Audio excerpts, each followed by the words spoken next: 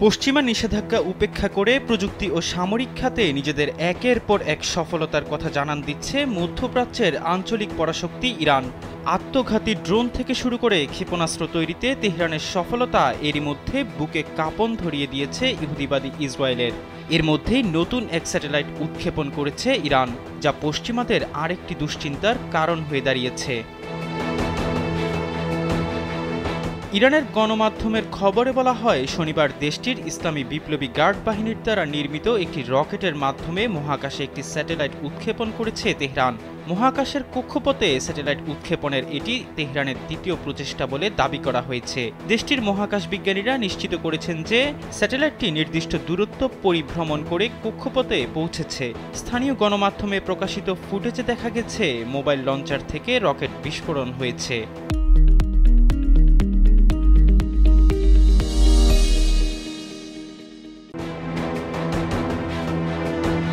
বার্তা সংস্থা এপির বিশ্লেষণে বেরিয়ে এসেছে, তেহরানের প্রায় ৩৫০ কিলোমিটার পূর্বে শাহরুদ শহরের উপকণ্ঠে বিপ্লবী গার্ডের একটি ঘাঁটি থেকে এই উৎক্ষেপণ প্রক্রিয়া পরিচালনা করা হয়েছিল। স্যাটেলাইট বহনকারী রকেটটি কায়েম 100 নামে চিহ্নিত করা হয়েছে। এর আগে জানুয়ারিতে একই নামের স্যাটেলাইট বহনকারী রকেট ব্যবহার করেছিল ইরান।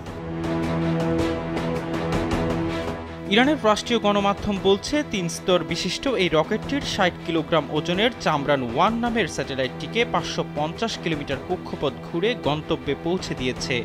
রকেটটিতে পবিত্র কোরআনের একটি আয়াত লেখা ছিল। ইরানের প্রতিরক্ষা মন্ত্রী জানান, রাষ্ট্রীয় মালিকানাধীন সহায়ক সংস্থা এবং মহাকাশ গবেষণা প্রতিষ্ঠানের বিশেষজ্ঞরা অরবিটাল ম্যানুভার প্রযুক্তির বৈধতার জন্য হার্ডওয়্যার এবং সফটওয়্যার সিস্টেমগুলো পরীক্ষা করে এই স্যাটেলাইটটি তৈরি করা হয়েছে। বিপ্লবী গার্ডের প্রধান জেনারেল হোসেন সালামি এক বিবৃতিতে মহাকাশে স্যাটেলাইট উৎক্ষেপণের প্রশংসা করেছেন। তিনি আরও জানান, নিপীড়ক বৈশ্বিক নিষেধাজ্ঞার মধ্যে ইরানের বিজ্ঞানীরা দারুণ সফলতা পেয়েছে।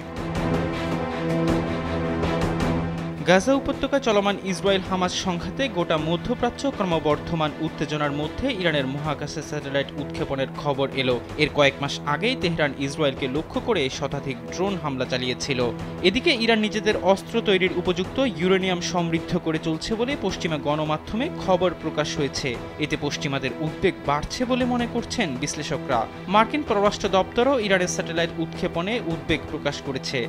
তারা জানিয়েছে, ইরান পশ্চিমাদের দীর্ঘদিনের উদ্বেগ স্পষ্ট করে দিয়েছে। তেহরানের মহাকাশ উৎক্ষেপণ যানের প্রোগ্রামগুলো দেশটির দূরপাল্লার ক্ষেপণাস্ত্র ব্যবস্থার পথ প্রসারিত করছে। এহসান আব্দুল্লাহ, কালবেলা ডেস্ক।